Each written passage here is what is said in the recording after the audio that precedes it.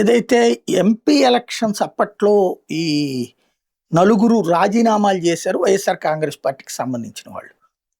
ఆ సీట్ల సందర్భంలో అన్నీ కూడా బీజేపీ 2, తెలుగుదేశం 2 తీసుకున్నాయి. అప్పుడు జనసేనకు ఒకటి కూడా ఇవ్వలేదు. మొన్నటిసారి బీజేపీకి ఒక్కటి కూడా ఇవ్వలేదు. 3టికి 3 కూడా తెలుగుదేశమే తీసుకున్నటువంటి పరిస్థితి. అయితే అంతకుముందు ఉన్నటువంటి ఏదైతే ఉందో దాంట్లో అప్పట్లో ఆ అభ్యర్థులు ఖరారు తర్వాత ఆ లెటర్ మీదనే నాగబాబు గారిని క్యాబినెట్లోకి తీసుకుంటామని రాసి సంతకం స్వయంగా చంద్రబాబు గారు పెట్టినటువంటి కాగితం రిలీజ్ అయింది, ప్రకటన రిలీజ్ అయింది. బట్ అది జరిగిపోయి 1.5 ఏడాది అవుతున్నా ఆయనకి ఆ మంత్రి పదవి అయితే రాలేదు.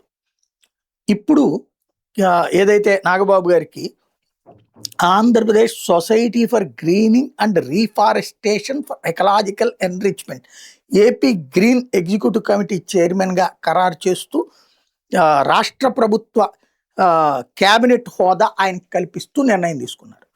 ఇది మరి పవన్ కళ్యాణ్ గారు అంగీకరించారా లేదా? మా అన్నయ్యకి క్యాబినెట్ మంత్రి ఇవ్వకపోయినా పర్లేదు దీనికి అంటే అంగీకరించినట్టే కనబడుతుంది. నేను పవన్ కళ్యాణ్ గారు ఇట్లాగ నాగబాబు గారికి ఈ హోదా ఇవ్వడాన్ని అభినందిస్తున్నానని ప్రకటించడం, నాగబాబు గారు కూడా నేను బాధ్యతాయుతంగా ఈ పాత్ర పోషిస్తానని చెప్పడం ద్వారా, ప్రకటన విడుదల చేయడం ద్వారా జనసేన ఈ విషయంలో కన్విన్స్ అయింది, కన్ఫామ్ చేసుకుంది అన్నటువంటి తేలుతుంది. తద్వారా ఇక మంత్రి పదవి లేనట్టే అన్నది స్పష్టమవుతోంది.